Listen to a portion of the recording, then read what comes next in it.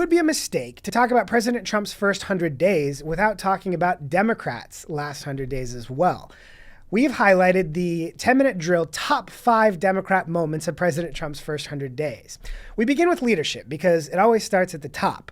As Democrats were struggling in those first few months to figure out how to channel their resistance and their anger, you'll remember they shuffled from federal building to federal building in Washington, having little protests, yelling at door holders, trying to figure out how to get into these buildings. And my favorite moment was Chuck Schumer leading chants. We will win! We will win!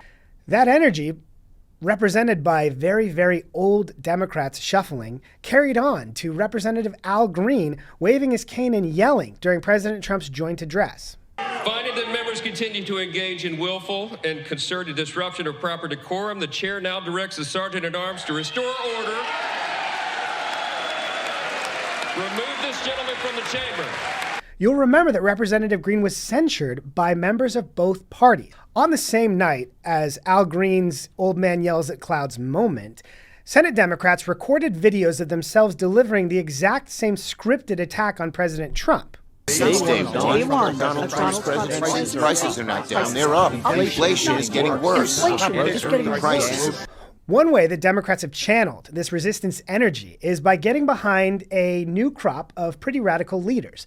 Bernie Sanders and AOC launched their Fighting Oligarchs tour, which we previously discussed was funded by oligarchs. But the best revelation of this tour was revealed by Fox News Digital, who found video of AOC and Bernie Sanders traveling on private jets. They're on private jets to their Fighting Oligarchs tour funded by oligarchs. Doesn't get better than that. Fifth, and perhaps least important but still notable, was the Spartacus stunts. You'll remember he gave a 25-hour floor speech that nobody talked about the next day that had no discernible theme or call to action. It was just Senator Cory Booker, previously naming himself Spartacus, speaking to an empty room about his anger at President Trump. Writing me letters with words like fear and terror.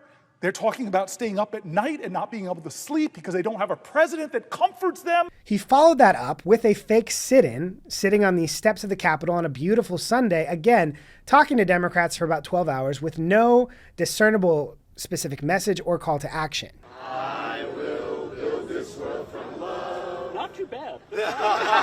My favorite thing about these Spartacus stunts is the fact that they have no shelf life. They have the shelf life of rotten yogurt in your refrigerator because nobody's talking about them the next day. They have no viable impact. But in the short term, it makes Democrats feel good about resisting.